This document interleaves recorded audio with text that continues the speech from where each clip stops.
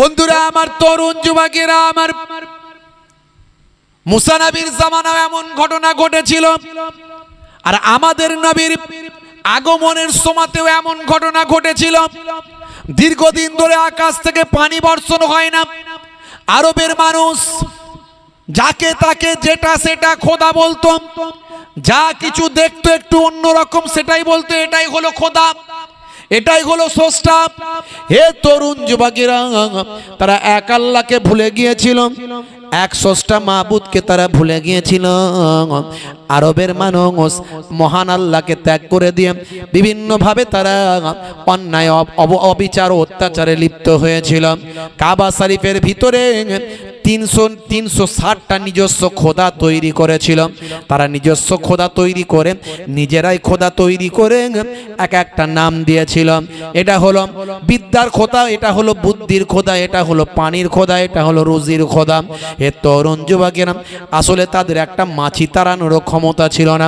হে তরুণ যুবকেরা, আল্লাহ নারাজ হয়ে গিয়ে আরবের মানুষের উপর পানি বর্ষণ করা বন্ধ করেছিলেন। কিন্তু যেদিন আমার আপনার নবী মাতৃগর্ভে স্থান লাভ করেছিলেন, যে নবীকে পৃথিবীর শ্রেষ্ঠ নবী করবেন, যে নবীকে রাহমাতুল লিল আলামিন করবেন, সেই নবী যখন মাতৃগর্ভে স্থান লাভ পেল, আমার আল্লাহ আকাশের ওই পানি বর্ষণ করা ফারিস্তাকে নির্দেশ দিলেন, হে রহমতের ফারিস্তা, শুনে রেখে দাও, যে নবীর জন্য আমি অপেক্ষা করেছি সেই রাহমাতুল লিল আলামিন মাতৃগর্ভে স্থান লাভ করেছে। দাও দাও, আকাশ থেকে রহমতের পানিটা বর্ষণ করে দাও। আমি আল্লাহ তাআলা নির্দেশ করছি, আমি খুশি হয়ে গেছি। ফারিস্তারা খুশি হয়ে যাও, আর জামিনবাসীকে খুশি করার জন্য আকাশ থেকে অফুরন্ত রহমতের পানিটা বর্ষণ করে দাও। জোরে হবে না? হে তরুণ যুবকেরা, ওই বছরে সবচেয়ে বেশি আরবের জমিনে পানি হয়েছিল। এই বছরে এত পানি হয়েছিল যে আরবের মানুষ পানির জন্য আনন্দে আত্মহারা হয়েছিল। পশু পাখিগুলো সব আনন্দে নৃত্য করেছিল, গাছপালাগুলো সব বাবা আবার সবুজ হয়ে গিয়েছিল, ফলে ফুলে পরিশোভিত হয়েছিল। আরবের মানুষ আনন্দিত হয়ে ওই বছরের একটা নাম ঘোষণা করেছিল, নাম দিয়েছিল সানাতুল ফাতহ ওয়াল ইবতিহাজ, জয় এবং আনন্দের বছর নামে ওই বছরকে তারা বিভূষিত করেছিল। হে তরুণ যুবকেরা, সেই বছরে আমার আপনার নবী মাতৃগর্ভে স্থান লাভ করেছিল। হে যুবকেরা, আল্লাহর নবী ওই বছরে জন্মগ্রহণ করলেন।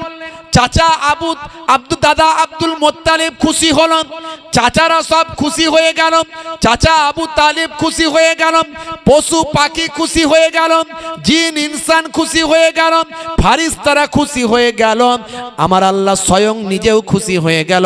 সারা কুল কায়নাতের সব কিছু আমার আপনার নবীর আগমনে খুশি হয়ে গেল।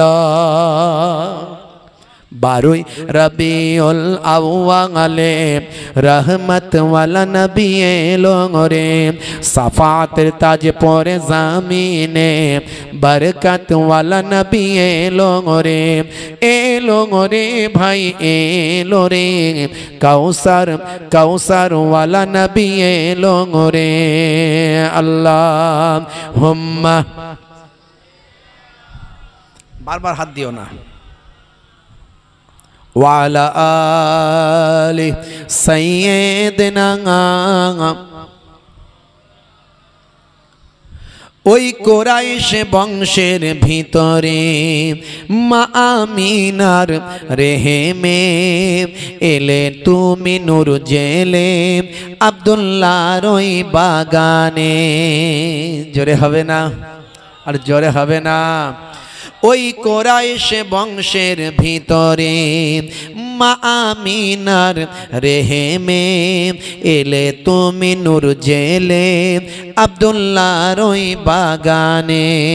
ওই বাগানের ফুলকলি ওই বাগানের ফুলকলি ফুটলো সারা ভুবনে 12 রবিউল আউয়ালে रहमत वाला नबी एलो रे सफात ताज पोरे ज़मीने बरकत वाला नबी एलो रे भाई एलो रे भाई एलो रे कौसर कौसर वाला नबी एलो रे अल्लाहुम्मा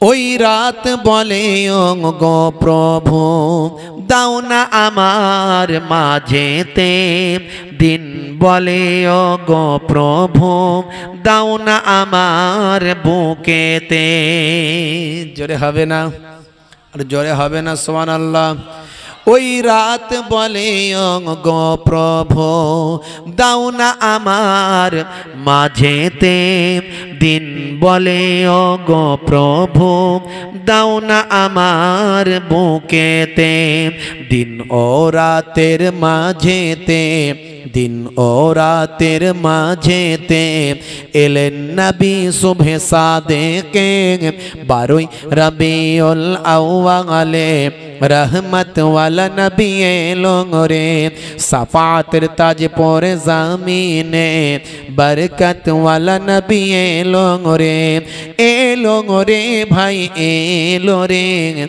कौसर कौसर वाला नबी एलो रे अल्लाहुम्मा सल्ली अला जोर से पढ़ुन वा अला आली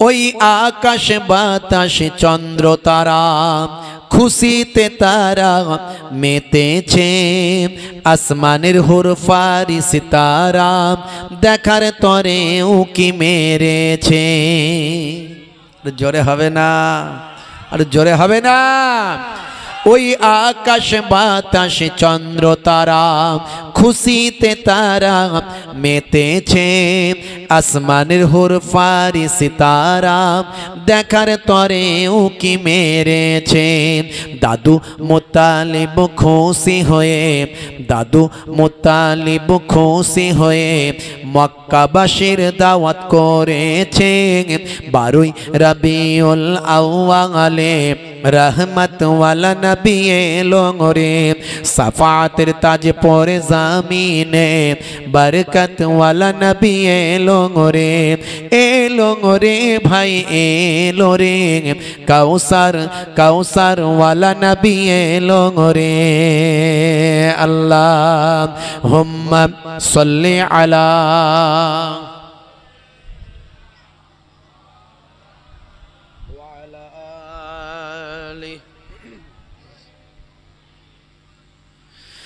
हे तरुण जुबाकेरा আমার আপনার নবী যেদিন পৃথিবীর জমিনে এসেছিলেন সেদিন দাদা আব্দুল মুত্তালিব কাবা শরীফের উপর থেকে একটা আলো দেখেছিলেন হে তরুণ যুবকেরা যে আলোটা সারা আকাশকে আলোকিত করেছিল যে আলোটা সারা জমিনকে আলোকিত করেছিল সারা পৃথিবীতে একটা আলোর ছটা চমকেছিল যেন মনে হচ্ছে কোনো একটা আনন্দের আলো সারা পৃথিবীকে আলোকিত করছে হযরতে দাদা আব্দুল মুত্তালিব অবাক হয়ে গেলেন তিনি চিন্তা করলেন এই আলোটা কোথা থেকে আসছে দেখতে পেলেন হাই রে হাই এই আলোটা মক্কার কোনো একটা ঘর থেকেই তো বেরিয়ে যাচ্ছে ভালো করে লক্ষ্য করলেন হাই রে হাই এই আলোটা আমার ঘর থেকে বের হচ্ছে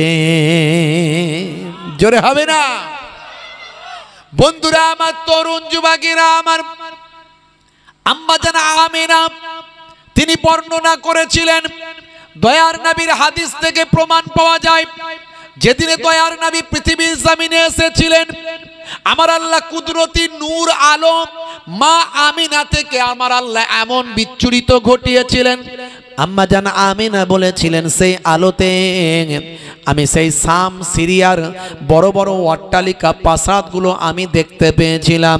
আমার আপনার নবীকে আমার আল্লাহ এমন নূর বানিয়েছিলেন, জ্যোতি বানিয়েছিলেন। ভাই আমার মাতৃগর্ভে সন্তান থাকলে মায়েদের যে অবস্থা হয়, আম্মা জান আমিনার ক্ষেত্রে সেটা সম্পূর্ণ বিপরীত। সেই রকম কোনো অবস্থা আম্মা জান আমিনার জন্য হয়নি। এ তরুণ যুবকেরা, হে আমার বন্ধুরা, আম্মা জান আমিনার কাছে, আম্মা জান আমিনার কাছে বড় বড় বিদুষী নারী, আল্লাহর নবীদের স্ত্রীরা, আল্লাহর জান্নাতি মহিলারা আগমন করতেন। আম্মা জান আমিনার উপর রহমত ছিল। আম্মা জান আমিনা বুঝতে পারতেন তার মাতৃগর্ভে একটা যে সন্তান আছে, সেই সন্তান সাধারণ কোনো সন্তান নয়, তিনি হবেন আখেরি জামানার পয়গম্বর। আল্লাহর নবী ছোট্ট বয়সে আম্মা জান হালিমাতুস সাদিয়া যখন নিয়ে গিয়েছিলেন, আপনারা জানেন হালিমাতুস সাদিয়ার যে বাহনটা ছিল, উটনিটা ছিল, হে তরুণ যুবকেরা, যেটা দুর্বল হওয়ার কারণে সবচেয়ে শেষে এসেছিল। কিন্তু সেই হালিমাতুস সাদিয়া যখন এতিম নবী আখিরি জামানার পয়গম্বরকে নিজের বাড়িতে নিয়ে যাবার জন্য এলেন, আরবের প্রথা অনুযায়ী তায়েফের সেই দূর থেকে সাদিয়া গোত্র থেকে যখন ভাই আমার স্বামী হারেসকে সঙ্গে নিয়ে আম্মা জান হালিমাতুস সাদিয়া তিনি যখন তার রুগ্ন দুর্বল উটনিটা নিয়ে আরবে মক্কার জমিনে যখন পৌঁছালেন, সবচেয়ে শেষে এসেছিলেন দুর্বল উট হওয়ার কারণে। কিন্তু দয়ার নবীকে, নূর নবীকে, রাহমাতুল লিল আলামিনকে, শিশু নবীকে যখন সে উটনিতে চাপিয়েছিলেন, আমার আল্লাহর কুদরতি ক্ষমতা ওই উটনির উপর এসেছিল। উটনি সতেজ হয়েছিল, সচ্ছল হয়েছিল, শক্তিশালী হয়েছিল, সবচেয়ে শেষে এসেছিল। আর যারা আগে চলে গিয়েছিল, ওই উটনি সবচেয়ে শেষে তাদেরকে ওভারটেক করে সবাইকে পার করে সে সাদিয়া গোত্রে তায়েফের জমিন পার হয়ে সেখানে পৌঁছে যায়। এই ক্ষমতা আমার আল্লাহ দয়ার নবীর খাতিরে আমার আল্লাহ দান করলেন। মরুভূমি এলাকায় যেখানে ঘাস টাস তেমন নাই, আমার নবীর খাতিরে সাদিয়া গোত্রের মানুষদের জন্য আল্লাহ তাদের পশু পাখি, তাদের ব্যবসা বাণিজ্যে সব কিছুতে উন্নতি দান করেছিলেন, সব আমার নবীর খাতিরে। বন্ধুরা আমার, তরুণ যুবকেরা আমার, হে আমার মুরব্বিয়ানিরা, হে আমার বন্ধুরা, শুনে রেখে দিন বাবা, আল্লাহর নবী হালিমাতুস সাদিয়ার বাড়িতে আছেন। আল্লাহর নবীর দুধ ভাইরা, আল্লাহর নবীর দুধ বোনেরা, তরুণ যুবকেরা আমার, বাচ্চাকে নিয়ে আল্লাহর নবীকে নিয়ে মাঝে মাঝে তারা ময়দানের দিকে খেলা দেখতে যেত, খেলতে যেত, ঘুরতে যেত। হে তরুণ যুবকেরা, আম্মা জান হালিমাতুস সাদিয়া বারবার বলতেন, না নিয়ে যাবে না তোমাদের দুধ ভাইকে। তোমাদের দুধ ভাই সাধারণ কোনো মানুষ নয়, সাধারণ কোনো বাচ্চা নয়। আমি তার সম্পর্কে অনেক ঘটনা দেখতে পাই। তোমরা নিশ্চয় দেখতে পেয়েছো, যখন আমাদের বাড়িতে তোমাদের দুধ ভাই এসেছে, তখন থেকে আমাদের বাড়ির উন্নতি হয়েছে, ডেভেলপমেন্ট হয়েছে, আমরা আরাম পেয়েছি, শান্তি পেয়েছি, সচ্ছলতা পেয়েছি। শুধু আমরা নয়, তামাম গোত্র, তামাম কম, আমাদের এলাকার মানুষের সবাইয়ের উপকার হয়েছে। অর্থাৎ তোমার দুধ ভাই সাধারণ কোনো বাচ্চা নয়। তোমার দুধ ভাইকে নিয়ে আমার বড় চিন্তা হয়। তোমার ভাইকে তোমরা এভাবে নিয়ে চলে যেও না, তোমার ভাইয়ের প্রচন্ড কষ্ট হবে, তাকে সে রৌদ্রের মধ্যে কষ্ট পাবে। হে তরুণ যুবকেরা, আল্লাহর নবীর দুধ বোন সেই সময় বলেছিল, হালিমাতুস সাদিয়ার কন্যা তখন বলেছিল, আম্মা জান আপনি চিন্তা করবেন না, আমরা আমাদের ভাইকে যত্ন নিয়ে কোলে নিয়ে আদর করে থাকি। আমি লক্ষ্য করি আমার দুধ ভাইকে যতক্ষণ আমি নিয়ে থাকি, ময়দানে খেলা দেখি, ঘোরাফেরা করি, ততক্ষণ আমি লক্ষ্য করি একটা মেঘ আমার দুধ ভাইয়ের মাথাতে ছায়া করে থাকে। আমার দুধ ভাইয়ের যেন কষ্ট না হয়, আকাশের মেঘ সর্বদা প্রস্তুত থাকে। আমার আপনার নবীকে আল্লাহ কি মর্যাদা দিয়েছিলেন, কি সম্মান দিয়েছিলেন। সেই নবীকে যদি কেউ কষ্ট দেয়, আমার আল্লাহ স্বয়ং নারাজ হয়ে যান, তার দুনিয়াও বরবাদ, আখেরাতেও বরবাদ। আল্লাহর নবীর এই জন্মের মাস আসে, বলে নবীর জন্মের কথা বলো কেন, বলে না কিছু। বাবাজি দ্বন্দ্ব করবেন না বাপ, আপনি যা পারেন করেন, মানুষকে বিভ্রান্ত করবেন না, আপনার মনে যেটা আছে করেন। আমরা জন্মের আলোচনাও করব, কর্মের আলোচনাও করব, নবী পাকের ইন্তেকালের আলোচনাও করব, নবী পাকের পুরো জিন্দেগি কারনামা, নবী পাকের পুরো লাইফ স্টাইল আমরা আলোচনা করব। আল্লাহ নবীর জন্মের কথা আমার আল্লাহ কোরআন মাজিদে বলেছে, দেখবেন সূরা বাকারা 129 নম্বর আয়াত। 5000 বছর আগে ইব্রাহিম নবী আমার আপনার নবীর জন্মের জন্য আল্লাহ তাআলার দরবারে দোয়া চেয়েছিলেন, রব্বানা ওয়াবআস ফীহিম রাসূলাম মিনহুম ইয়াতলু আলাইহিম আয়াতিকা ওয়া ইউআল্লিমুহুমুল কিতাবা ওয়াল হিকমা ওয়া ইউযাক্কিহিম। আমাদের নবীর জন্য আজ থেকে 2000 বছর আগে হযরতে ঈসা রূহুল্লাহ তার কওমকে, তার জাতিকে আমার আপনার নবীর জন্মের কথা বলেছিলেন। কি বলেছিলেন সেটা কোরআন মাজিদে আল্লাহ লিপিবদ্ধ করেছেন। কোরআনের একটা অক্ষরকে যদি অস্বীকার করে বেঈমান হয়ে যাবে। হে তরুণ যুবকেরা, সূরার নাম সূরা সাফ, আয়াত নাম্বার হলো 6। এই 6 নাম্বার আয়াতে আল্লাহ বলছেন, হযরতে ঈসা নবী তার কওমকে বলছেন নবী পাকের জন্মের খুশির কথা, অমুবাশশিরাম বিরাসূলিন, জোরে বলুন সুবহানাল্লাহ। আল্লাহ নবী একজন নবীর সুসংবাদ দিলেন, ঈসা নবী একজন নবীর সুসংবাদ দিলেন, আগমনী সংবাদ, সুসংবাদ, মুবাশশিরাম কথাটা বলা হয়েছে, সুসংবাদ দিলেন, অমুবাশশিরাম বিরাসূলিন, একজন রাসূলের সুসংবাদ দিলেন, দিয়ে কি বললেন, শোনো আমার পরে একজন নবীর জন্ম হবে, ইয়াতি মিন বাদ ইসমুহু আহমদ, আমার পরে একজন নবী আসবেন যার নাম হবে আহমদ, জোরে বলুন সুবহানাল্লাহ। তা নবীর জন্মের কথা কোরআনে আছে। কিছু মানুষ বলে নবীর জন্মের কথা পেলে কোথা? হ্যাঁ, হে তরুণ যুবকেরা, হে আমার বন্ধুরা, হে আমার মুরব্বিয়ানিরা, শুনে রেখে দিন বাবা, আমার নবীর শানে যদি কেউ বেয়াদবি করে তার দুনিয়াতেও বরবাদ হবে, আখিরাতেও বরবাদ হবে। আল্লাহ নবীর রওজা মুবারকের উপরে কোরআন মাজিদের আয়াতটা লেখা আছে, ইয়া আইয়ুহাল্লাযীনা আমানু লা তারফাউ আসওয়াতাকুম ফাওকা সাউতিন নবী। সাবধান হে ঈমানদারেরা, তোমরা যখন কথা বলবে, একে অপরের সঙ্গে যখন বাতচিত করবে, গুফতগু করবে, মুকালেমাত করবে, কনভারসেশন করবে, তোমাদের আওয়াজটা যেন আমার নবীর আওয়াজের থেকে জোরে না হয়ে যায়। যদি তোমাদের আওয়াজটা যদি আমার নবীর আওয়াজের থেকে জোরে হয়, আমি আল্লাহ বলছি শুনে রেখে দাও। ওই আয়াতের শেষের দিকে বলা হয়েছে, আনতাহাবাতা আমালুকুম ওয়া আনতুম লা তাশউরুন, তোমাদের আমলগুলো কোনটা দিয়ে বেরিয়ে যাবে টের পাবে না, বুঝতে পারবে না।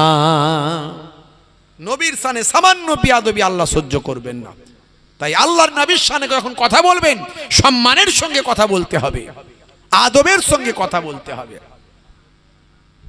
বন্ধুরা আমার, তরুণ যুবকেরা আমার, আল্লাহর নবী ছোট বয়স, বড় ক্ষুধা লেগেছে হাঁটতে হাঁটতে, চাচা আবু জাহিলের খাজুরের বাগানে খাজুর প্যাকেট হচ্ছে, খাজুরের বাগানে খাজুর প্যাকেট করা হচ্ছে, চাচা আবু জাহিলের খাজুরের বাগান। আল্লাহর নবী ছোট বয়স 6 বছর 7 বছর বয়স, নবীর আমার হেঁটে হেঁটে যাচ্ছেন।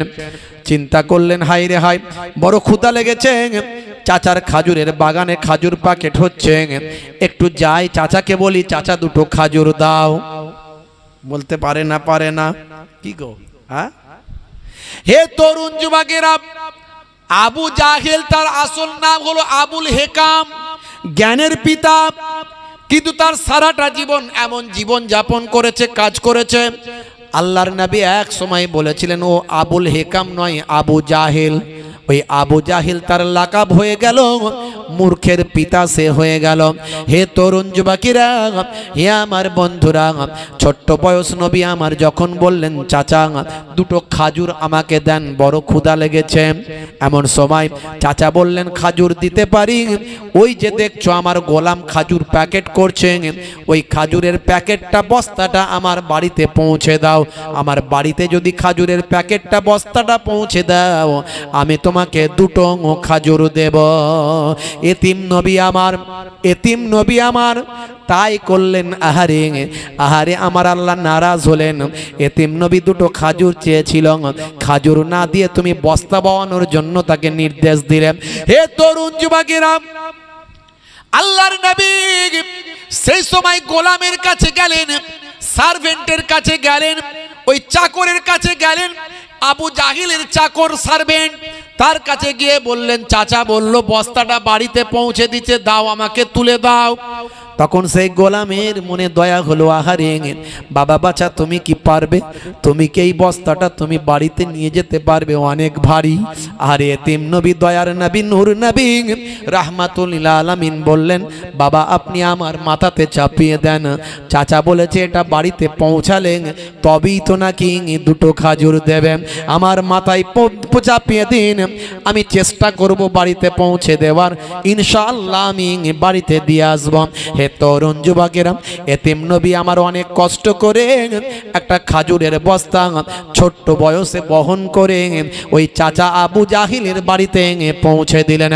হে তরুণ যুবকেরা, হে আমার বন্ধুরা, হে আমার মুরব্বিয়ানিরা, দিয়ে বাড়ি থেকে ফিরে আবার বাগানে এলেন।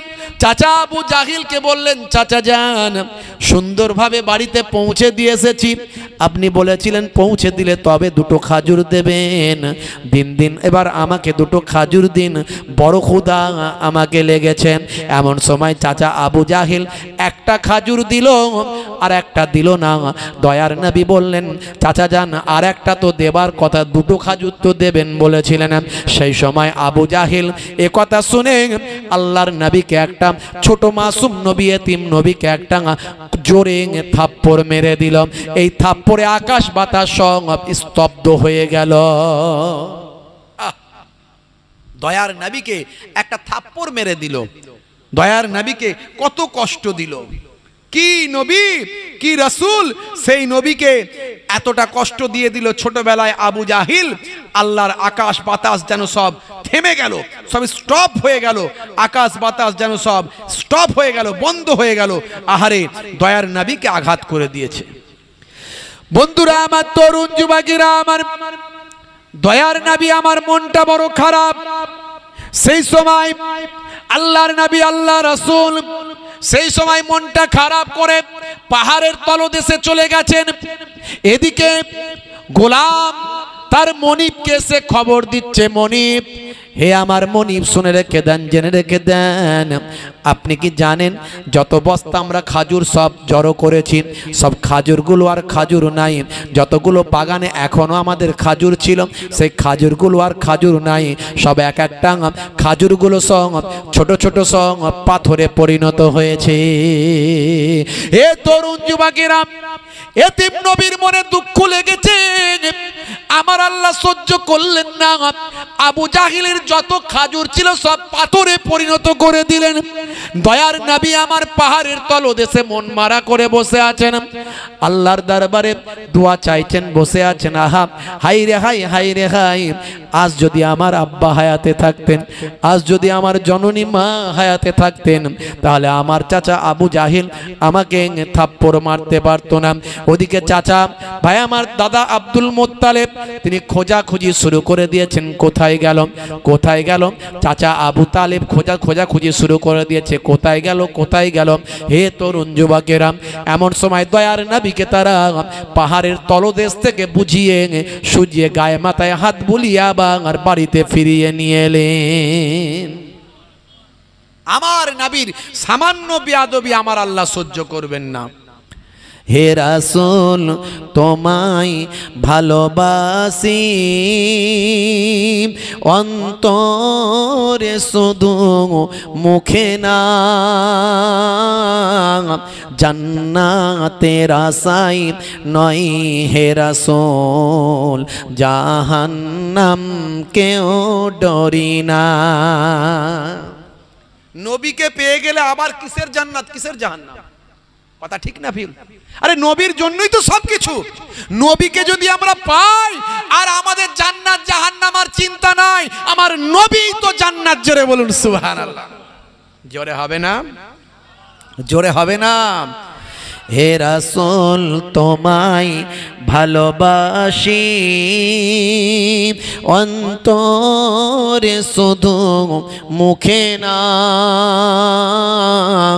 জান্নাতের আশায় নয় হে রাসূল জাহান্নাম কেউ ডরি না জান্নাতের আশায় নয় হে রাসূল জাহান্নাম কেউ ডরি না। তোমার পাওয়ার আশায় মন ছুটে যায় মদিনায় তোমার পাওয়ার আশায় মন ছুটে যায় মদিনায় এ আশিকে দিদার দাও না আর দূরে থাকিও না এ আশিকে দিদার দাও না আর দূরে থাকিও না। হে রাসূল তোমায় ভালোবাসি অন্তরে শুধু মুখে না জান্নাতের আশায় নয় হে রাসূল জাহান্নাম কেউ ডরি না জান্নাতের আশায় নয় হে রাসূল জাহান্নাম কেউ ডরি না। তোমার ওই নাম শুনিলাম এই চোখে দেখলাম না তোমার ওই নাম শুনিলাম এই চোখে দেখলাম না এই সুর যদি শুনে থাকো একবার দেখা দাও না এই সুর যদি শুনে থাকো একবার দেখা দাও না। হে রাসূল তোমায় ভালোবাসি অন্তরে শুধু মুখে না জান্নাতের আশায় নয় হে রাসূল জাহান্নাম কেউ ডরি না জান্নাতের আশায় নয় হে রাসূল জাহান্নাম কেউ ডরি না। কত আশিক যায় মদিনায়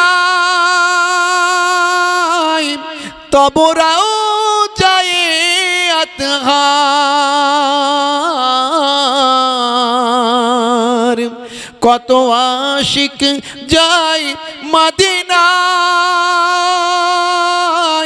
তবরাও যায় আতহার এ গরিবে আর জিশনো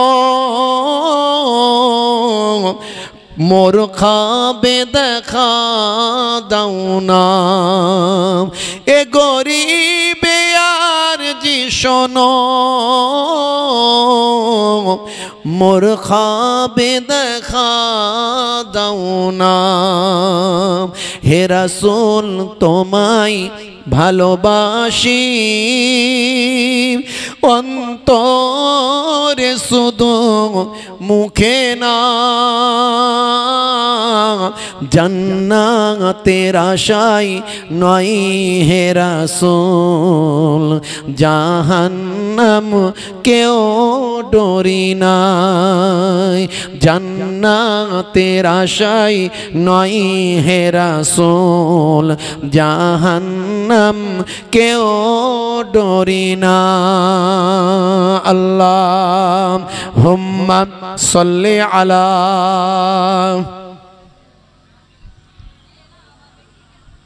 মাওলানা মুহাম্মদ ওয়া আলা আলি।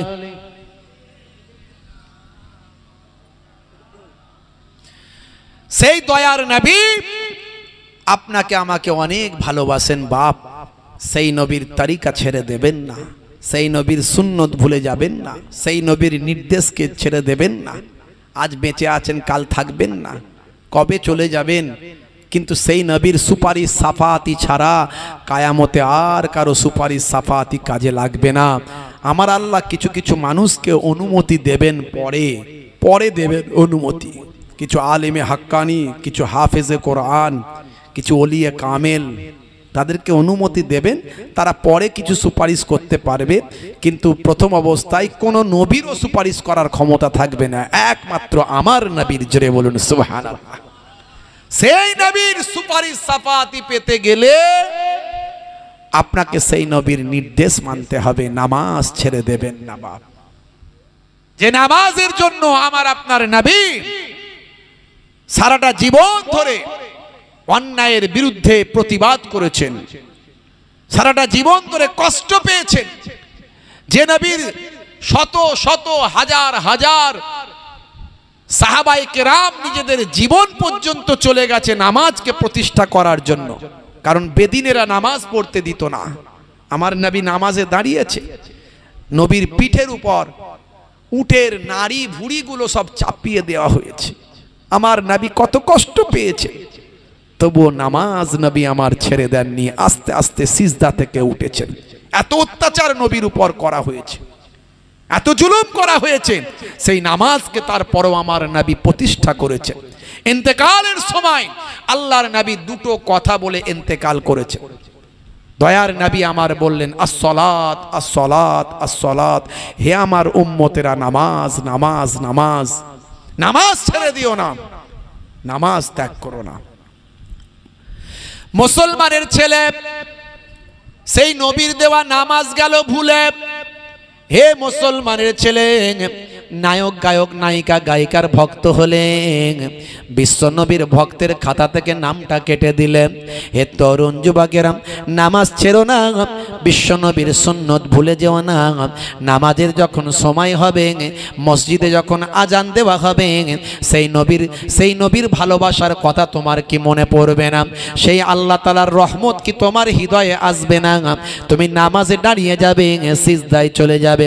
যদি তুমি নামাজে চলে যাও, আমার আল্লাহ তোমার জীবনে জিন্দেগির মনের নেকাসা আরজুগুলো কবুল করে নেবে।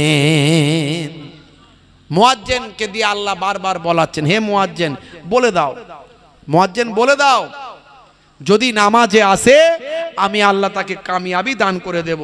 যদি কেউ নামাজে আসে আমি আল্লাহ তার দোয়াকে কবুল করে নেব। মুয়াজ্জিন বারবার বলে দিচ্ছে, কিন্তু আমরা সেই নামাজ ঠিক মতো পড়ি না। মুয়াজ্জিন আজানের সময় বলে, হাইয়া আলাস সালাত, এসো নামাজের দিকে এসো, নামাজের দিকে এসো। নামাজে এলে কি হবে? হে মুয়াজ্জিন বলে দাও, নামাজে এলে আমি আল্লাহ কি তাকে দেব? মুয়াজ্জিন তখন বলে, কি বলে? হাইয়া আলাল ফালাহ,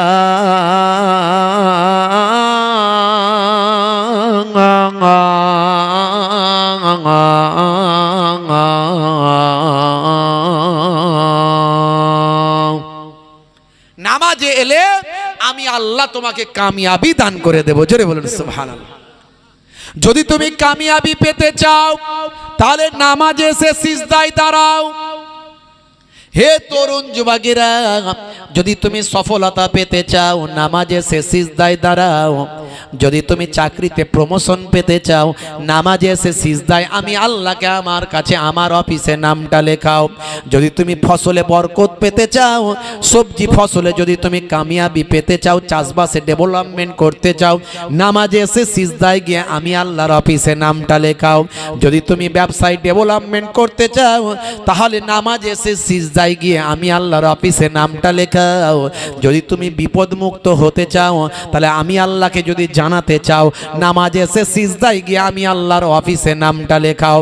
একদিন, 2 দিন, 3 দিন, 4 দিন হোল্ড করতে করতে করতে করতে তুমি আমার কাছে তাকাতা করে যাও, আমার কাছে বারবার তাকাতা করো, আমার কাছে বলো, বলতে বলতে একটা সময় তোমার কথা আমি আল্লাহ কবুল করব। তোমার নিয়তটা কবুল করে তোমার ভাগ্যটা পরিবর্তন করে দেব। সবের অফিস আছে, আল্লাহর অফিস হলো নামাজে সিজদার জায়গা। সেই অফিসে যখন আপনি জানাবেন পৃথিবীর কেউ জানবে না, শুধু আল্লাহ জানবে আর আপনি জানবেন। এই নামাজ ছেড়ে দিলে হবে না।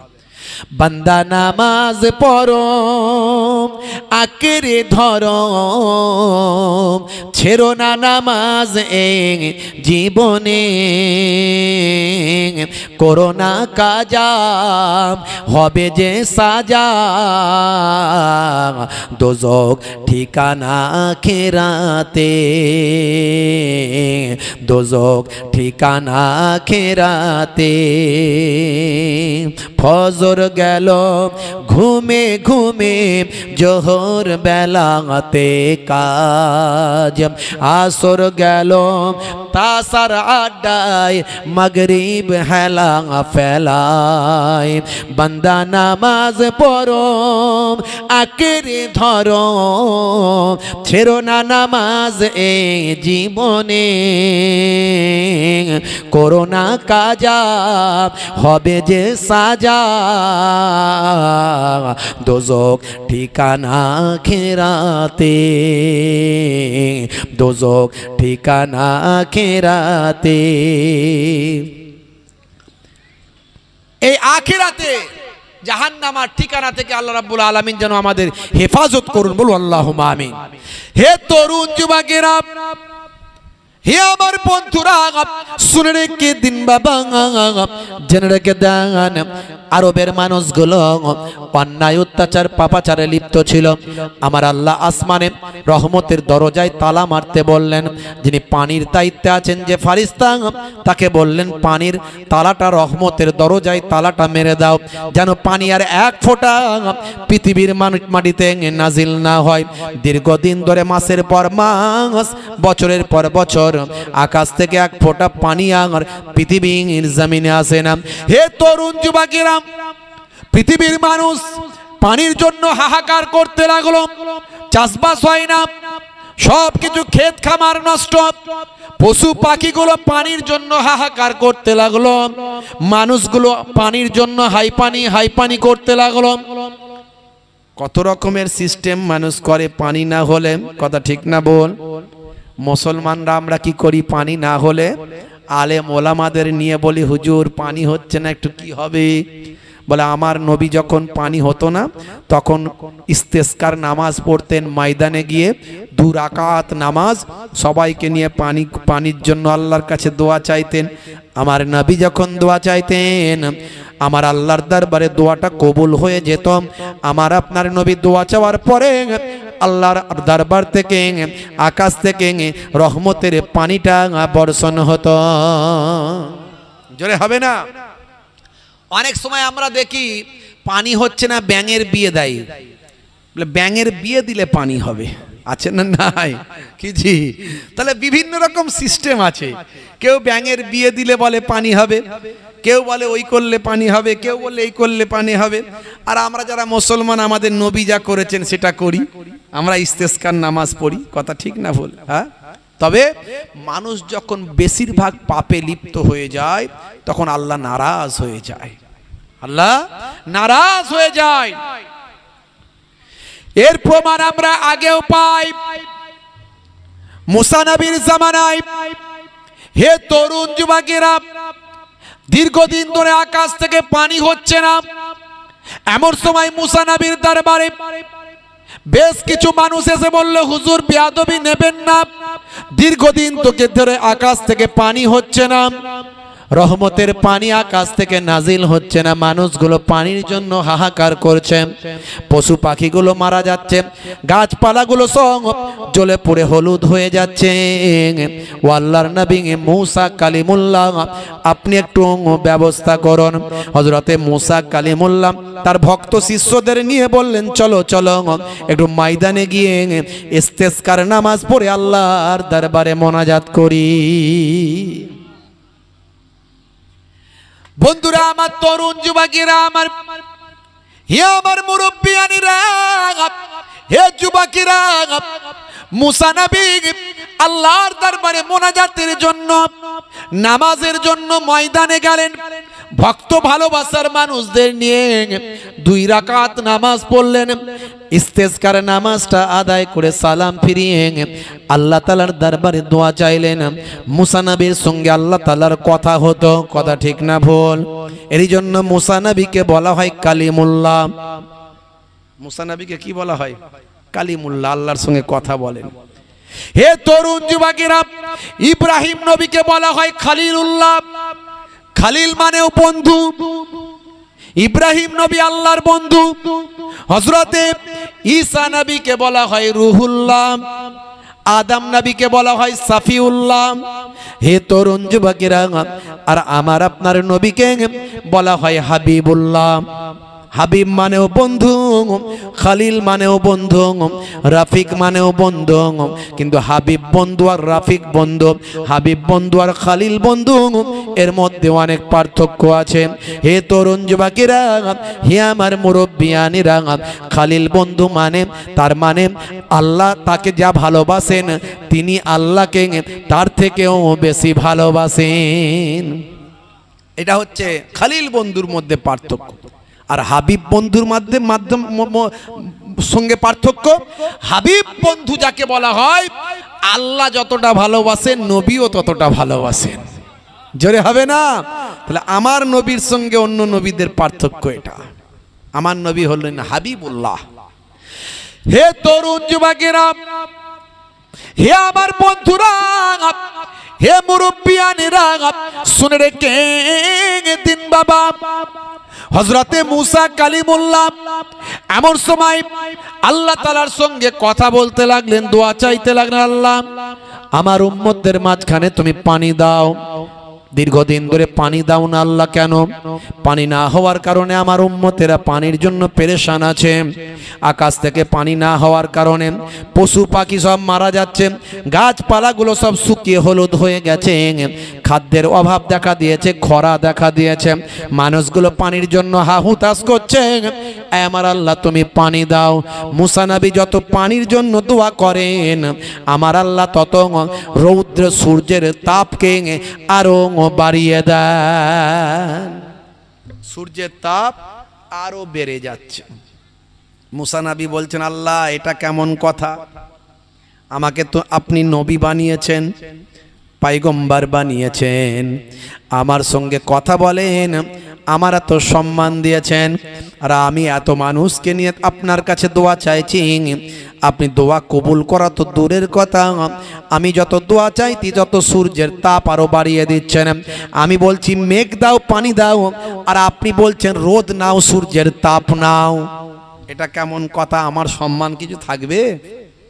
আল্লাহ আমার সম্মান কিছু থাকবে? আল্লাহ বলছেন, হে নবী মুসা শোনো, তোমার ওই নামাজীদের ভিতরে এমন একজন ব্যক্তি আছে যে 40টা বছর আমি আল্লাহকে ডাকে না,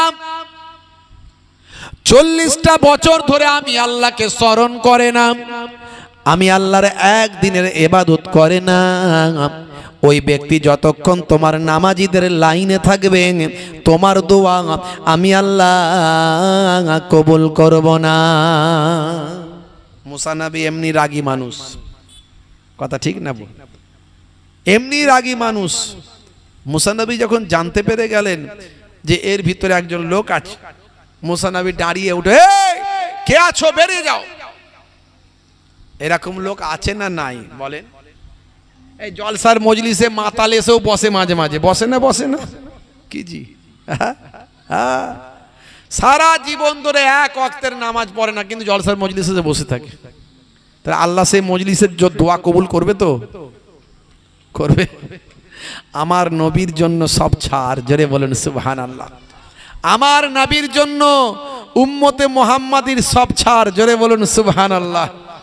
খালি যদি আমরা একটু ভালো কাজ করতে পারি, আমার নবীর খাতিরে আমাদের জীবনে জিন্দেগির গুনাহগুলোকে আল্লাহ মাফ করে দেবেন। একবার তওবা করতে হবে অন্তর থেকে। ইয়া আইয়ুহাল্লাযীনা আমানু তুবু ইলাল্লাহি তাওবাতান নাসুহা। অন্তর থেকে একবার তওবা করতে হবে, জীবনের সব গুনাহ আল্লাহ মাফ করে দেবেন। কিন্তু সেটুকুও করতে পাচ্ছি না আমরা সেটুকুও নবীর নির্দেশ মানতে পারছি না। হে তরুণ যুবকেরা, হে আমার বন্ধুরা, এমন সময় মুসা কালিমুল্লাহ উঠে দাঁড়ালেন, দাঁড়িয়ে বললেন, কে আছো, বেরিয়ে যাও। 40 বছর আল্লাহকে ডাকো না, আল্লাহর নামে একবারও ইবাদত করো না। 40 বছর ধরে আল্লাহর ইবাদত বন্দেগী করো না, যাও, বেরিয়ে যাও, বেরিয়ে যাও। তোমার জন্য আকাশ থেকে পানি হচ্ছে না, আল্লাহ দোয়া কবুল করছে না। হে তরুণ যুবকেরা, এমন সময় দেখতে পাওয়া যায় যে ব্যক্তি ছিল সে উঠে বেরিয়ে পালাবে না, মাথাটা নিচু করে নেবে। কি করবে? পালাবে না মাথা নিচু করে নেবে? যদি উঠে বেরিয়ে পালায়, লোকে তো চিনতে পেরে যাবে যে ও বেটাই তাহলে ওই লোক। তাহলে তারা সমাজে টেকা যাবে? হ্যাঁ, লোকে সবাই মার্ক করে ফেলবে।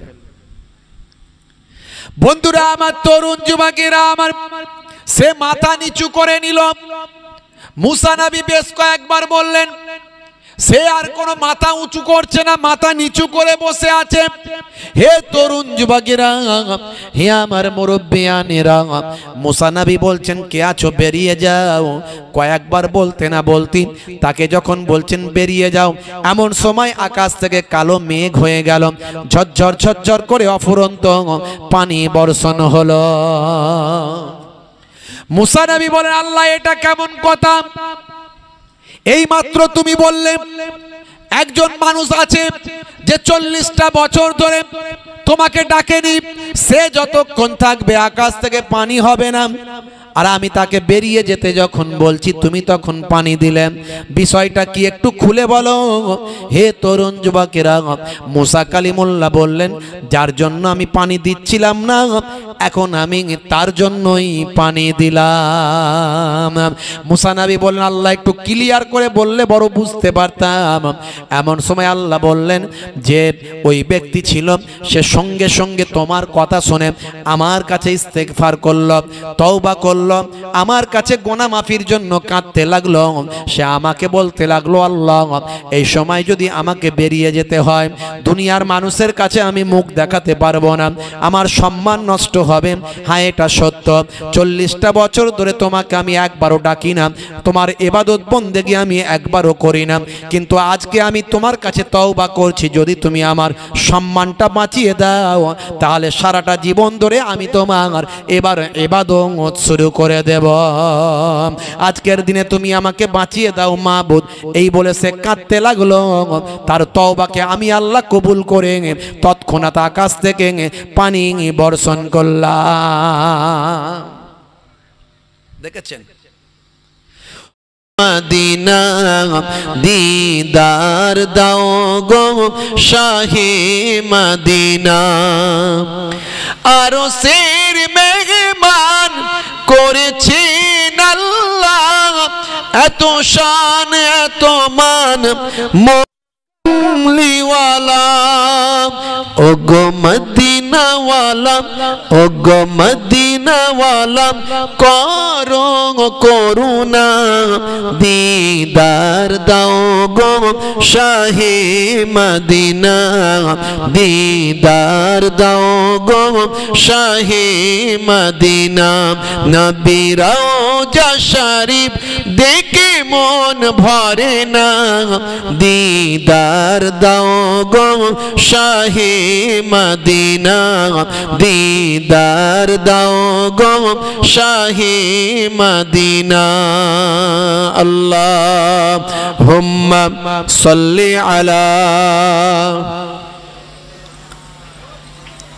দরুদ শরীফের আওয়াজ কই জোরে সোরে পড়েন নবীর নামে দরুদ পড়ছেন মন খুলে পড়েন কি কথা ঠিক না ভুল যে নবীর জন্য আমরা কলেমা পেয়েছি কথা ঠিক না ভুল বলেন যে নবীর জন্য আমরা দিন পেয়েছি যে নবীর জন্য আমরা নামাজ পেয়েছি যে নবীর জন্য আমরা রোজা পেয়েছি যে নবীর জন্য আমরা পেচ্ছাপ করে পানি নিতে হয় সেটাও শিখেছি যে নবীর জন্য আমরা সব কিছু পেয়েছি কোরআন মাজিদ পেয়েছি সেই নবীর ঈদে মিলাদুন নবী নবী পাকের আলোচনার মজলিস সেই আলোচনার মজলিসে বসে আর নবীর নামে দরুদ শরীফ পড়তে যেন ভালো লাগছে না আওয়াজ বেরোচ্ছে না নিরুপায় হয়ে যেন বসে আছি এরকম যেন মনে না হয় কথা ঠিক না ভুল আলোচনায় একটুখানি শুনবেন কিন্তু মন দিয়ে শুনবেন জোশের সঙ্গে শুনবেন দু জাহানের বাদশার কথা শুনছেন যে নবীর আলোচনার কথা আল্লাহ কোরআনে বলেছেন ওয়ারাফা'না লাকা যিকরাক হে নবী দুনিয়াতে যত আলোচনা আছে সবচেয়ে শ্রেষ্ঠ আলোচনা আপনার আলোচনা জোরে হবে না জোরে সুবহানাল্লাহ বলা যাবে না কি জি তাহলে মোহাব্বতের সঙ্গে দরুদ শরীফ আল্লাহুম্মা সাল্লি আলা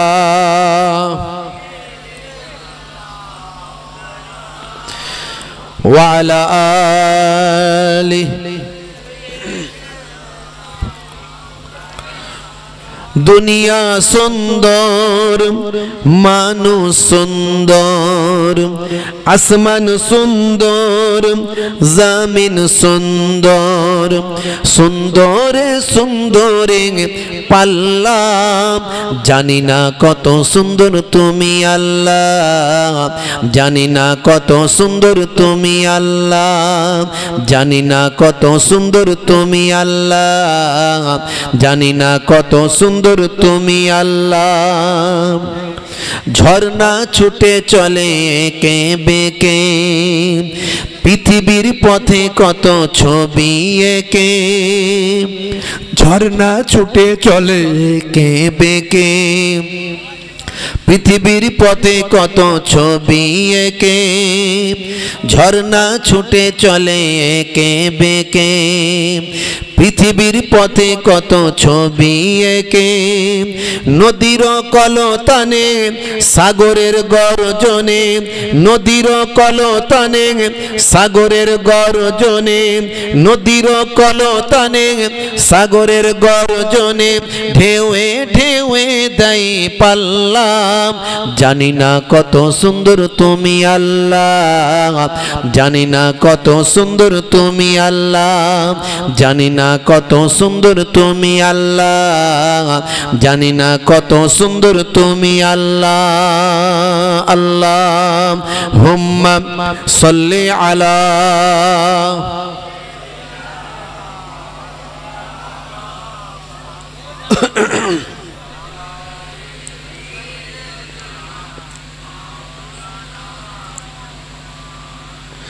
বাগানে ফোটে ফুল রাশি রাশি রাতেরই তারা ভরা চাঁদের হাসি বাগানে ফোটে ফুল রাশি রাশি রাতেরই তারা ভরা চাঁদের হাসি গুনগুন গানে ঢেকে মৌমাছি মধু চাকে গুনগুন গানে ঢেকে মৌমাছি মধু চাকে ফুলে ফুরে কলে হাল্লা আল্লাহ, জানি না কত সুন্দর তুমি আল্লাহ, জানি না কত সুন্দর তুমি আল্লাহ, জানি না কত সুন্দর তুমি আল্লাহ, জানি না কত সুন্দর তুমি আল্লাহ। দুনিয়া সুন্দর, মানুষ সুন্দর, আসমান সুন্দর, জামিন সুন্দর, সুন্দরে সুন্দরে পাল্লা, জানি না কত সুন্দর তুমি আল্লাহ, জানি না কত সুন্দর তুমি আল্লাহ, জানি না কত সুন্দর তুমি আল্লাহ, জানি না কত সুন্দর তুমি আল্লাহ। আল্লাহ হুম্মা সাল্লি আলা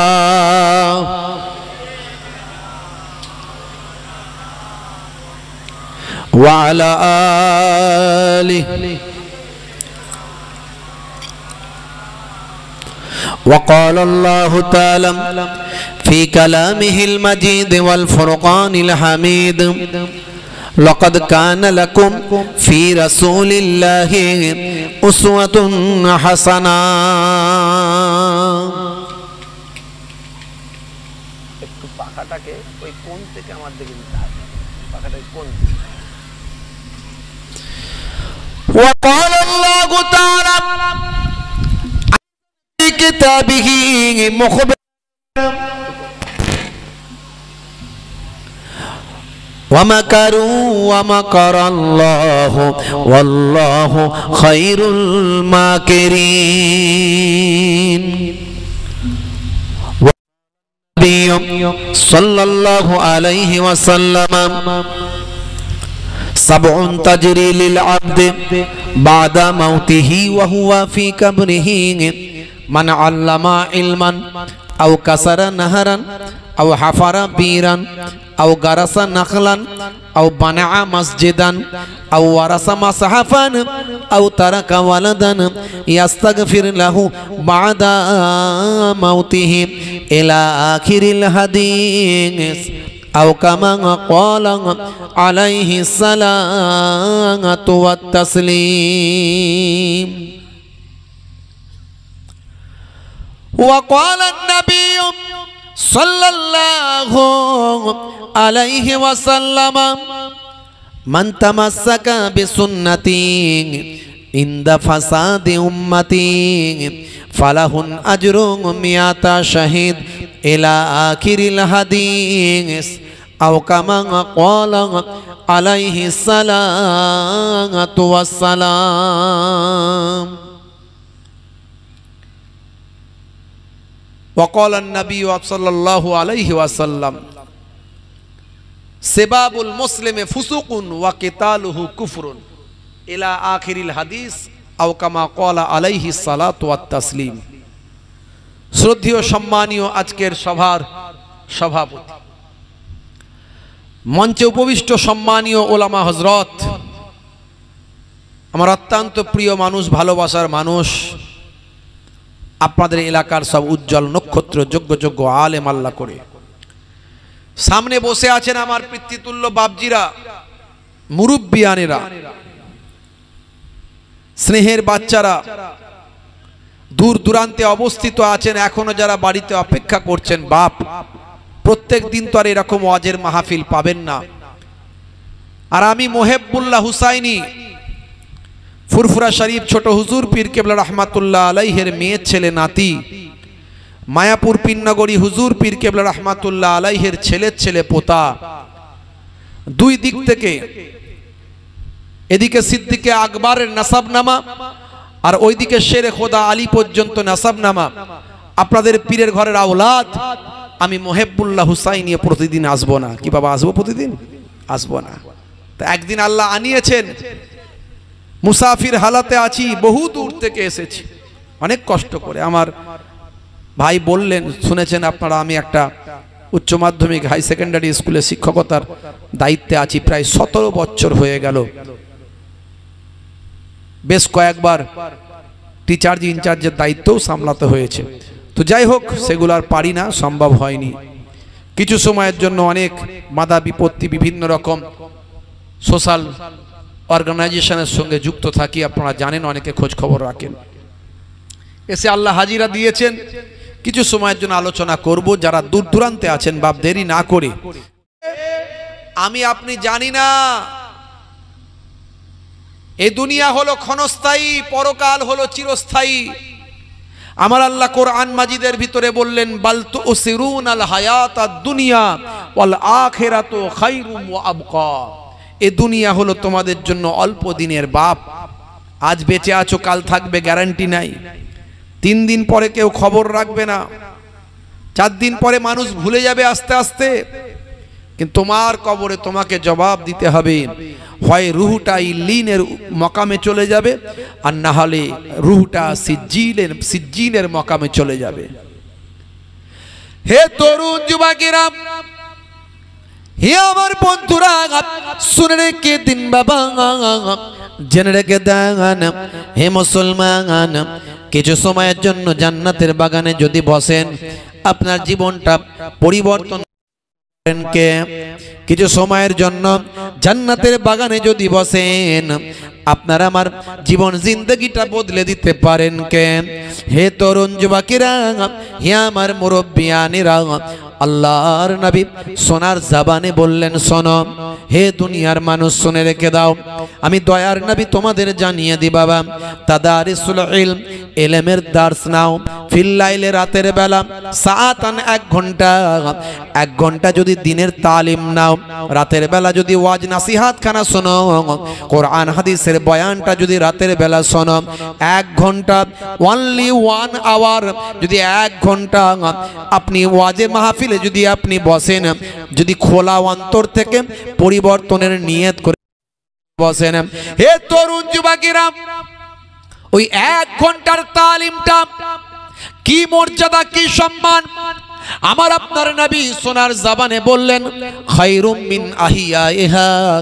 সারা জীবন ধরে যত ভালো কাজ করেছো, যত নফল ইবাদত খানা করেছো, ওই 1 ঘন্টার তালিমটা, ওয়াজ শোনাটা, মাহফিলে বসাটা, সারা জীবন ধরে যত ভালো কাজ আছে, নফল ইবাদত আছে, তার থেকে এই 1 ঘন্টার আলোচনা শোনাটা অনেক অনেক ভালো।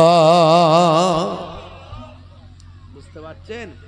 এটা আমার নবী পাকের কথা, আমার নানাজান ছোট হুজুর কেবলার কথা নয়, আমার দাদাজান মায়াপুর পীরনগরী হুজুর পীর কেবলার কথা নয়, কথাটা দোজাহানের বাদশার কথা। তো সেই নবীর আলোচনার মজলিসে আমরা এখনো সবাই উপস্থিত হতে পারিনি বাপ। তাড়াতাড়ি জান্নাতের বাগানে চলে আসুন, দেরি করবেন না বাপ, মজলিসে চলে আসে, সময় নষ্ট করবেন না। সময় চলে গেলে সময় আর ফিরে আসবে না। আর আপনি যে সময়টা পার করে চলে এসেছেন, শত চেষ্টা করলে সেই সময়টাতে ব্যাকে যেতে পারবেন না। হে তরুণ যুবকেরা, হে আমার বন্ধুরা, শুনে রেখে দিন বাবা, জেনে রেখে দেন, ঈদে মিলাদুন নবী, নবীর জন্মে ইমানদার খুশি হবে না? হবে না? জোরে বলেন, খুশি হবে না? হবে না? আপনার সন্তানের জন্ম হলে আপনি খুশি হন না? হন না? কি জি, আপনার সন্তানের জন্ম হলে আপনি খুশি হন না? হন না? হন। আর নবী পৃথিবীতে এসেছেন, ইমানদার খুশি হবেন এটা হতে পারে? এক শ্রেণীর মানুষ বলছে না, ঈদে মিলাদুন নবী, নবীর জন্মে আবার খুশি কেন হতে হবে? বলছে না? বলছে না? বলে ঈদে মিলাদুন নবী চলবে না বলছে। আমরা ফুরফুরা শরীফ মুজাদ্দিদুজ জামান পীর আবু বকর সিদ্দিক রাহমাতুল্লাহ আলাইহি, যিনি জামানার মুজাদ্দিদ ছিলেন, যুগ সংস্কারক ছিলেন, ছোটখাটো আলেম ছিলেন না বাবা। আলেম হতে গেলে, মাওলানা হতে গেলে 6টা হাদিস পড়তে হয়, 86টা হাদিস পড়তে হয়। আর দাদা হুজুর পীর কেবলা রাহমাতুল্লাহ আলাইহি 6টা হাদিস তো পড়েছিলেন, তার সঙ্গে সঙ্গে মদিনা শরীফ থেকে 40টা হাদিসের সানাদ প্রাপ্ত হয়ে, 40টা হাদিস পড়ে সানাদ প্রাপ্ত হয়ে হিন্দের জমিনে ফিরে এসেছিলেন। জোরে হবে না? সেই জামানার টপ আলেম ছিলেন দাদা হুজুর কেবলা।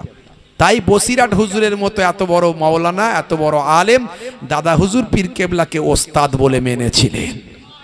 জোরে হবে না? জোরে হবে না? পীর মানে হলো ওস্তাদ, পীর মানে হলো টিচার, পীর মানে হলো ভাই আমার রাহবার, আমাকে পথ দেখানেওয়ালা। বুঝতে পারছেন? পীর মা যাকে বলি আমরা, শেখ যাকে বলি আমরা, ওস্তাদ যাকে বলি আমরা, পীর মানে হলো জ্ঞানবৃদ্ধ, বয়োবৃদ্ধ। এটা ফার্সি শব্দ। অনেকে বলে পীর কথা কি কোরআনে আছে নাকি রে বাবু?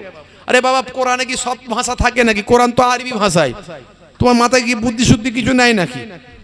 পীরটা তো ফার্সি শব্দ, তো কোরআনে কি করতে থাকবে? হ্যাঁ, কোরআন তো আরবি ভাষায়। এই যে আমরা নামাজ বলি, নামাজ কথা বলি তো নাকি? তো নামাজ কথাটা কোরআনে লেখা দেখাও তো দেখি, দেখাও। রোজা লেখা, রোজা, এই রোজা কথাটা কোরআনে লেখা দেখাও।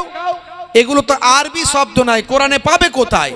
কোরআনে এর পরিবর্তে আরবিতে লেখা আছে সলাত, সম, সিয়াম।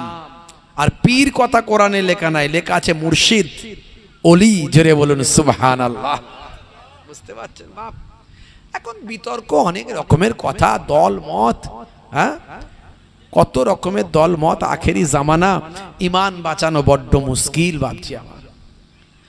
হে তরুণ যুবকেরা, হে আমার বন্ধুরা, শুনে রেখে দিন বাবা, জেনে রেখে দেন, আল্লাহর নবীর আমরা মিলাদের কথা শুনবো, আল্লাহর নবীর আমরা সিরাতের কথা শুনব, আল্লাহর নবীর জন্মের কথা শুনব, আল্লাহর নবীর আমরা কর্মের কথা শুনব, দয়ার নবীর ইন্তেকালের কথাও আমরা শুনব। আমার আপনার নবীর প্রতিটা মুহূর্ত উম্মতে মুহাম্মাদির জন্য লাজিম, জরুরি, আমার আপনার জন্য সেখান থেকে শিক্ষা আছে। হে তরুণ যুবকেরা, আল্লাহর নবী, আল্লাহ রাসূলের জন্মে আকাশ বাতাস, চন্দ্র সূর্য গ্রহ উপগ্রহ সব খুশি হয়েছিল। হে যুবকেরা, যে সময় আমার আপনার নবী পৃথিবীর জমিনে এসেছিলেন, সে সময় পৃথিবীর মানুষ অরাজকতার মধ্যে ছিল, আইয়ামে জাহিলিয়াতের মধ্যে ছিল, কুসংস্কারাচ্ছন্ন যুগের মধ্যে ছিল। আরবের মানুষ তখন অনাচার, অত্যাচার, পাপাচারে লিপ্ত ছিল। আসলে তাদের গাইডলাইন দেওয়ার মতো, তাদের পথ দেখানোর মতো কোনো মানুষ পৃথিবীতে আসে নাই। হে তরুণ যুবকেরা, হযরতে ঈসা রুহুল্লাহ বাবা আকাশে চলে গেছেন। হযরতে ঈসা নবী পৃথিবী ছেড়ে আকাশে গেছেন, আর আমার আপনার নবী পৃথিবীর জমিনে এসেছেন। এই যে ডিউরেশন অফ পিরিয়ড বা আমার এই যে গ্যাপ পিরিয়ড, এই সময়কালটা হলো ঐতিহাসিকদের মতে কম বেশি প্রায় 500 বছর। এই 500 বছর পৃথিবীর বুকে কোনো নবী আসেন নাই, পৃথিবীর বুকে কোনো পথ প্রদর্শক আসেন নাই, পৃথিবীর বুকে মানুষকে সঠিক দিশা দেখানোর মতো কেউ আসেন নাই। এই পৃথিবীর মানুষ 500 বছর নবীহারা অবস্থায় ছিল। এই নবীহারা অবস্থায় থাকার কারণে মানুষ অনাচার, অত্যাচার, পাপাচার, লুকাচার, মেরে নেওয়া, কেড়ে নেওয়া, মাইট ইজ রাইট, যোজ্জার মূল্য তার, এমন কোনো অপরাধ ছিল না পৃথিবীর মানুষ সে অপরাধ করে নাই। বুঝতে পারছেন? এই 500 বছরে কোনো নবী ছিল না, কোনো মাস্টার ছিল না, কোনো টিচার ছিল না, মানুষকে সঠিক পথের দিশা দেখানোর মতো, গাইডলাইন দেওয়ার মতো কেউ ছিল না, গাইডার ছিল না। হে তরুণ যুবকেরা, হে আমার বন্ধুরা, কিছু মানুষ তৎকালীন যুগে তাওরাতের ফলোয়ার্স ছিল, কিছু মানুষ তৎকালীন যুগে ইনজিলের ফলোয়ার্স ছিল। আহলে কিতাব তারা মেনে চলতো, আল্লাহ প্রদত্ত কিতাব তারা মেনে চলতো বাবা। কিন্তু দীর্ঘদিন দেরি হয়ে গেছে বাবা, সঠিকভাবে তাদের কাছে উপস্থাপন করা হয়নি। এই জন্যে তাওরাত এবং ইনজিলকে তারা কিছু মানুষ বিকৃত করে ফেলেছিল, নিজেদের মন মর্জি মতো তারা চালনা করেছিল, কারণ তাওরাত ইনজিল মুখস্থ করার সিস্টেম ছিল না। হে তরুণ যুবকেরা, এইভাবে তারা পথভ্রষ্ট হয়েছিল। ম্যাক্সিমাম মানুষ তারা অন্যায়, অত্যাচারে লিপ্ত হয়েছিল। হে তরুণ যুবকেরা, তাদের এই কৃতকর্মে, অন্যায়, অপরাধে আমার আল্লাহ অসন্তুষ্ট হয়েছিলেন। আমার আল্লাহ নারাজ হয়েছিলেন। হে তরুণ যুবকেরা, আমার আল্লাহ নারাজ হয়ে গিয়ে পৃথিবীর বুকে আমার আল্লাহ রহমতের দরজায় তালা মারতে বলেছিলেন ফারিস্তাদের, এই ফারিস্তারা রহমতের দরজায় তালা মারো, পৃথিবীর বুকে এক ফোঁটা পানি আর বর্ষণ করো না, পানি বন্ধ করে দাও। ওরা বড্ড অন্যায় কাজে লিপ্ত হয়েছে। আকাশে তালা মেরে দাও, রহমতের দরজায় তালা মেরে দাও, আর পানি ফানি দিও না। বড্ড ওরা বদমাইশি শুরু করেছে। আচ্ছা, আমরা সারা পৃথিবীর মানুষ মিলে যদি আল্লাহর বিরুদ্ধে স্লোগান দিই, পথে নামি, রাস্তা অবরোধ করি, আমার আল্লাহর কিছু যায় আসে? কি দুনিয়ার নেতা পেয়েছো নাকি? যখন তখন রাস্তা অবরোধ করে দেবে, লড়তে হবে লড়তে হবে, ভোট দেবেন কোনখানে, আমাদের ওইখানে মানতে হবে, না হলে গদি ছাড়তে হবে। ওরে বাপরে বাপ! হ্যাঁ, চলছে না চলেনি? যখন তখন চলছে। দেখবেন যত 26 সাল এগিয়ে আসবে, এই ভোট আসছে না সামনে, আসলে সব ভোটের রাজনীতি, সব কেরামতি ভোট বাবার। সব কেরামতি কার? ভোট বাবার।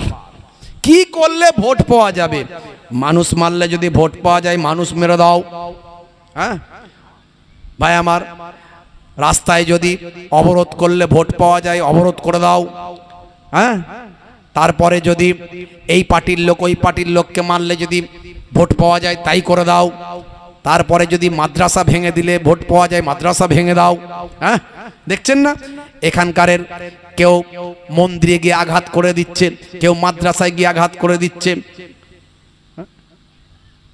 গরুর গোস্ত নিয়ে গিয়ে বলছে মন্দিরে ফেলে দাও, আর শুকরের গোস্ত নিয়ে গিয়ে মসজিদে ফেলে দাও। দেখবে সকালবেলা ডিসুম ঢাসাম চলবে। ভোট কাকে বলে? দারুণ ভোট পাওয়া যাবে। হচ্ছে না, হয়নি? হ্যাঁ, মাঝে মাঝে দেখবেন চলছে এগুলো। মিডিয়া খুলে দেখতে হবে, পাবেন, খোঁজ খবর নেবেন। সামনে বিধানসভা ভোট, অনেক কিছু চলবে। ধর্ম টর্ম ওরা মানে না, নেতারা ধর্ম টর্ম মানে না। নেতারা শুধু ভোট চেনে আর গদি চেনে আর চেয়ার চেনে, পদ চেনে, ক্ষমতা চেনে। ও নেতারা যদি মনে করেন যে ধর্ম করছে, বুঝতে পারবেন ওরা নাটক করছে, ওরা ধর্ম করে না।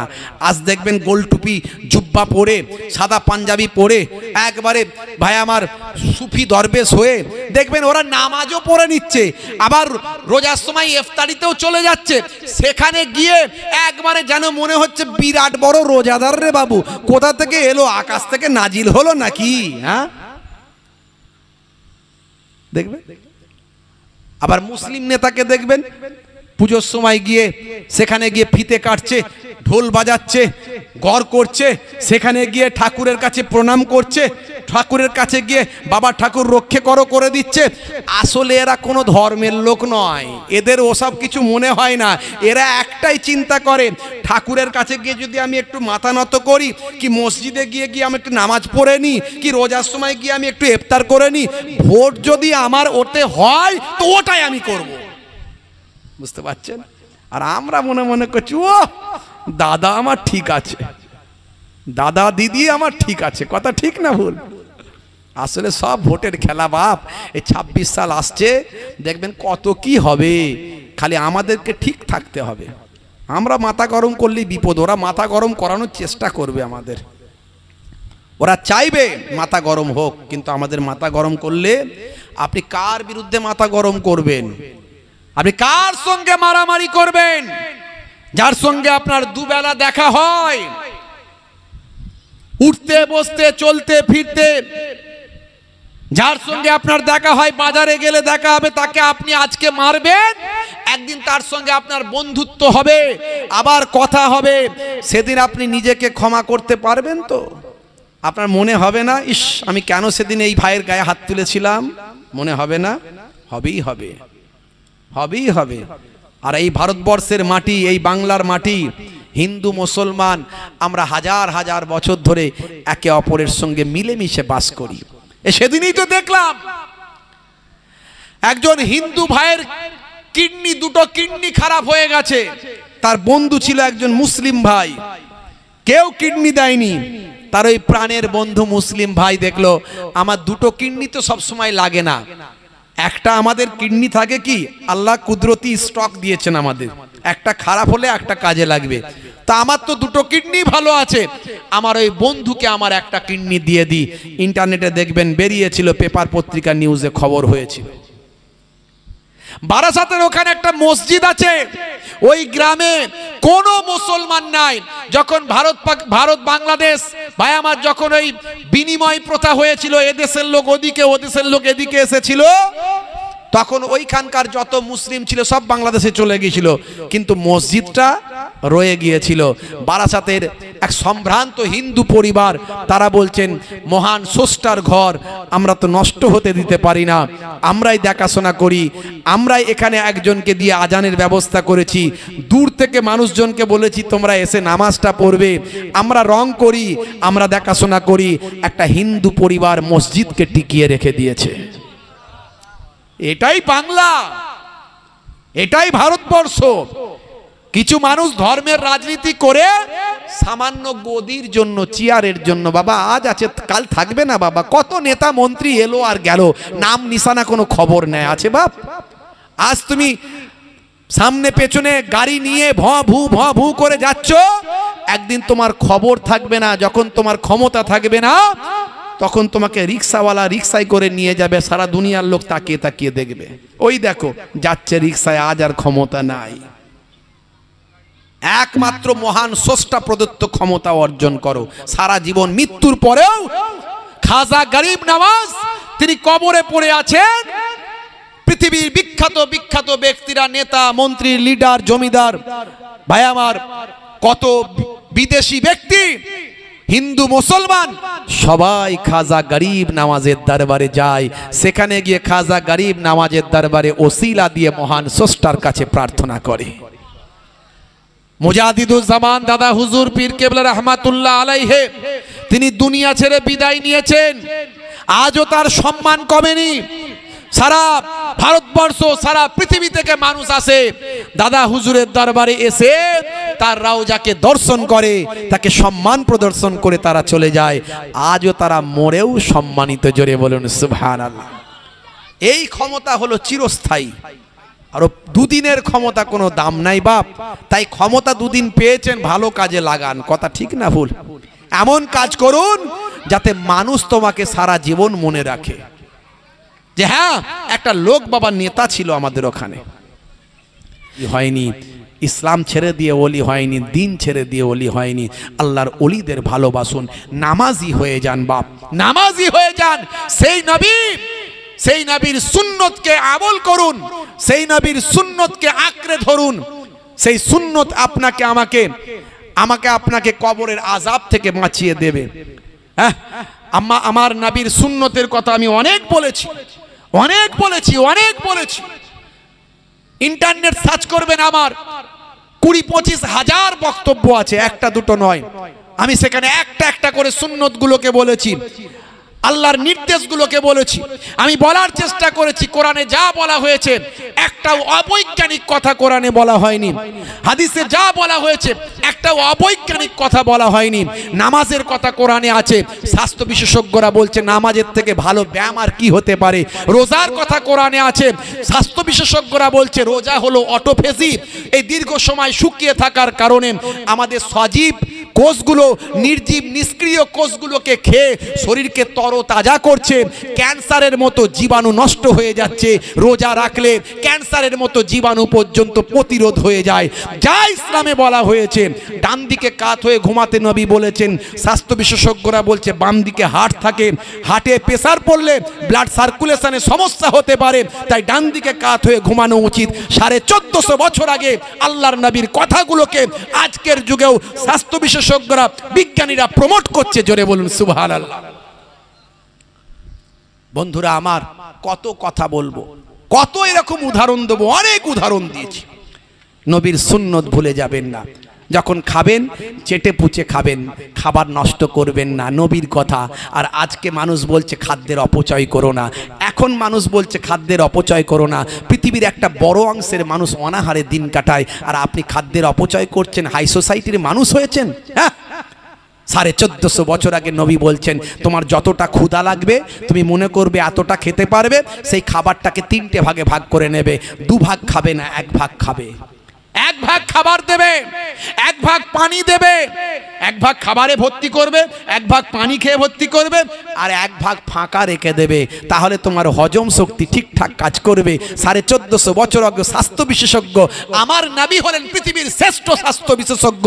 তিনি আগেই থিওরি দিয়ে গেছেন এইভাবে খাওয়ার অভ্যাস করলে আপনার পেটের অসুখ অনেক কমে যাবে ইনশাআল্লাহ।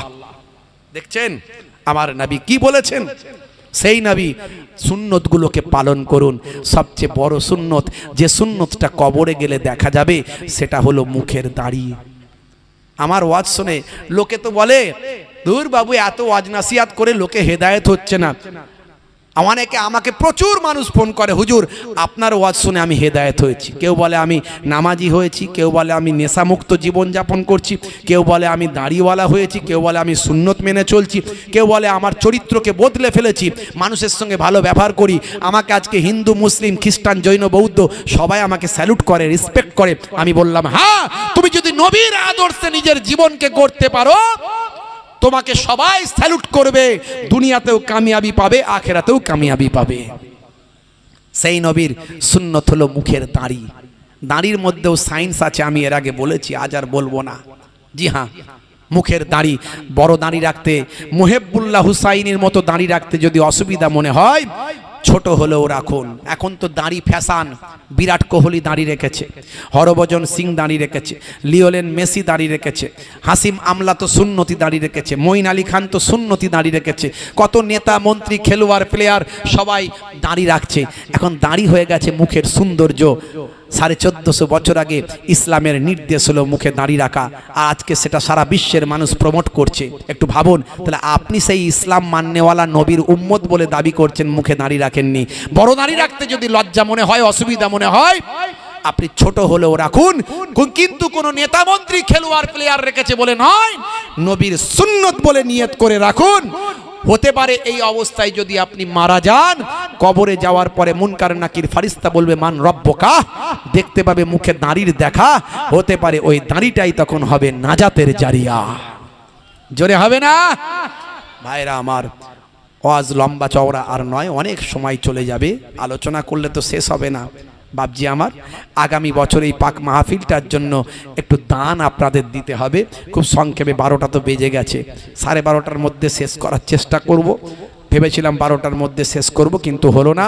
যাই হোক, নবী পাকের কথা, ছোট ছোট কথা বলতে গিয়ে সময়টা অনেক দেরি হয়ে গেছে, আর লম্বা চওড়া নয়। বাবজি আমার, আগামী বছর সেই দয়ার নবী, যে নবীর জন্য সবকিছু, সেই নবীর আলোচনার মজলিসকে আগামী বছর কায়েম করার জন্য দেখি নবী প্রেমিক কজন আছে, আমার নবীকে কতটা ভালোবাসতে পারেন, কত টাকা কত দিকে চলে যায়। একবার যদি বড় একটা অসুখ হয়, লক্ষ লক্ষ টাকা খরচ হয়ে যায়, মেহমান এলে বাড়িতে হাজার হাজার খরচ হয়ে যায়, বিয়ে বাড়িতে গেলে হাজার হাজার খরচ হয়ে যায়।